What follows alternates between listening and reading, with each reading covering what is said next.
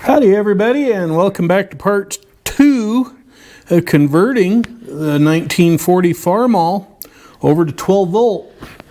Yeah, I caught a lot of flack from some of you over my early April Fool's Day prank, according to Matt the Scrap Whisperer, about cutting up the engine and stuff and electrifying it and whatever. Had a few of you didn't catch on that it was a joke. Especially with the "fool you" part. Apparently you aren't a Spaceballs fan or a fan of Mel Brooks's movies. Anyway, I've got the battery disconnected. I've got the wiring harness disconnected off of the voltage regulator. I'm going to leave the old wiring harness on here for a bit because it's going to hook up to the magneto and we're going to want to test this. So yeah, I saved you the trouble of getting everything off of here. So now we just got to fish the belt off and get the generator off. So yeah, we'll be right back. Common sense is not a gift. It is a punishment. Because you have to put up with all those idiots that don't have any common sense. Yeah. For those of you that asked me what the bracket was I was talking about that had the notch and the top alternator tension brace, was this thing.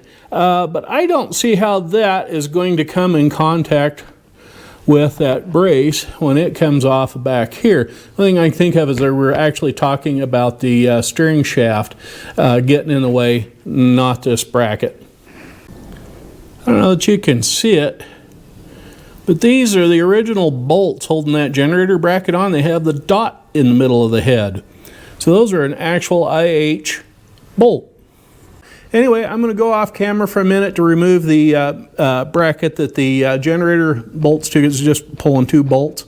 And we'll be right back and mount the new alternator and all that kind of thing. So hang tight.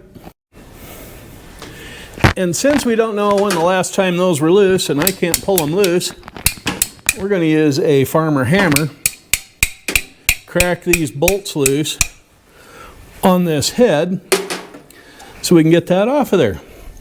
Yeah. Oh, there we go.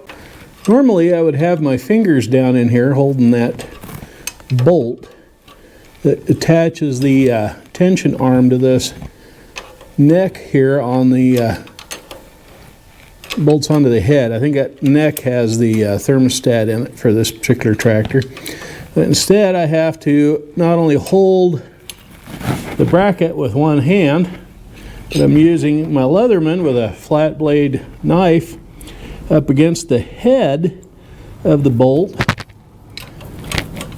to hold it in place till it starts threading in, which I think it's doing now. So now I can go ahead and tighten that up. Yeah.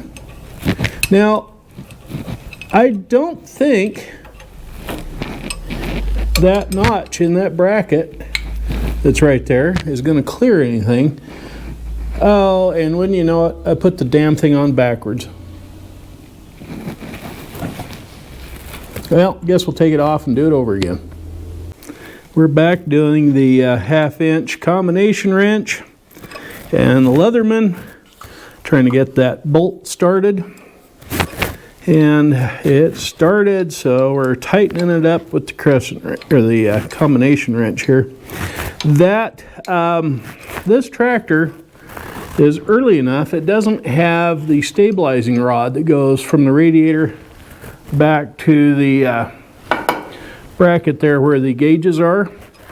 It has this flat bar thing up here at the front, so I don't think that bracket, tensioning bracket, is designed for this early of a tractor with that in mind, but it's on there and we'll see if it works.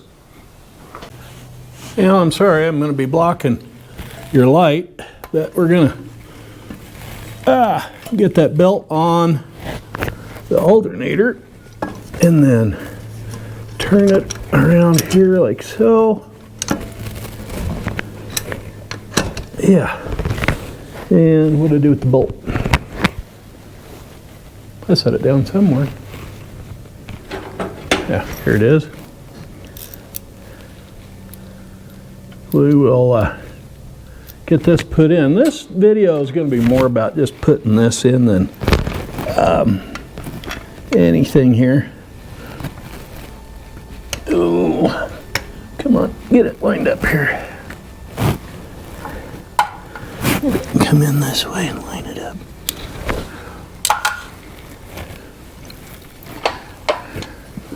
Somebody had mentioned that Dan and Rachel Gingell had a video out on doing this. They actually have two out that I know of. The first one, Rachel did it herself.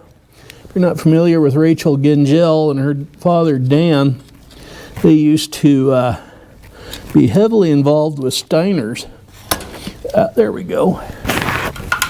And now they're kind of off doing their own thing and doing videos. Rachel's in her 30s now, married, has a couple of kids as far as I can tell. There we go. Get that back hole lined up. There we are. And yeah, she's kind of doing her own thing now, so I'll get that hooked on there. But anyway, the first one she did was fairly good. The last one, I can't say as I enjoyed it, watching it all that much. They were trying to do 3 different tractors at once and tell you about how to wire it up with a distributor and how to wire it up with a magneto, and they were doing an H, a Super H I think it was, and an M. Anyway, yeah, the video got a little clustered, so that last one did. But anyway, yeah, we got the alternator in there, and now we'll get this thing adjusted so that it clears the hood. Okay, there it is. Just a hair bit of clearance up here. Let's see here, we'll shoot right down the side of the alternator here. Yep, just a hair bit of clearance right there. And we could even get in there. There's a hair bit of clearance there. But everything is installed and tightened up. And there it is. It's slid up enough to get the belt tight. Yeah. Sadly, the battery in the GoPro died, so you missed all the adjustment, monkey motion and whatnot on it. But yeah, it's in there. It's tight. I like that bracket because you can use the 10SI alternator. But seeing how tight it is, even though it should fit, I'd probably recommend going with that smaller, I think it was a Nissan alternator that's like 4 inches in diameter, so it's, you know, an inch or so smaller than this one. That would probably fit in an H a lot better. But this setup from Brillman, I didn't have to change the belt pulley, and everything's adjustable and it seems to fit. So I'll get it wired up now and we'll see if it actually charges the battery. Okay, I've got my 10 gauge wire here lined up, and it's going to go from here on the terminal over to these 2 nuts on top of the valve job, or valve cover. We can't do anything with that because I have a ring terminal that's too big. It fits loose on there. And I have a ring terminal that is too small and won't thread on. So what I'm going to do with those is when I get the right size to go on the back of the alternator, I'll pull that yellow thing off of there and slide on some heat shrink tubing onto the wire, crimp on the fitting that I need, and then we're going to solder it with electrical solder. Nothing I hate any worse is electrical bugs. So yeah, that's what we're going to do with these things. Well, that's where we're going to wrap it up for today. In the old Farmall H's rewire job or electrification. Anyway, apologies to those of you that got a little bent out of shape over my first part of this. This video is going to end up being at least 3 parts. And the reason why is today's part 2, but it's clouding up, the wind's starting to pick up, it's snowing up on the mountains up above the house here, and quite frankly, my fingers are getting numb. I can't feel what I'm doing because they're getting so cold. Anyway, yeah, like I said, we're going to wrap it up for here. Got a couple of new subscribers. Thank you very much. Right down there, if you would, please click on the subscribe button if you enjoy this kind of content. And we'll be back in the next episode or so to finish up the wiring. We're going to go from the alternator, which is in place and ready to go, back to the amp gauge and the wiring from there over to the starter button. We're going to get some new clamps to put on the top of the valve cover here to hold the wire in place like it's supposed to be. And I may go ahead and rewire the kill switch here on the tractor for the magneto. So yeah, all that stuff is yet to come. So stay tuned, and we'll catch up with you later.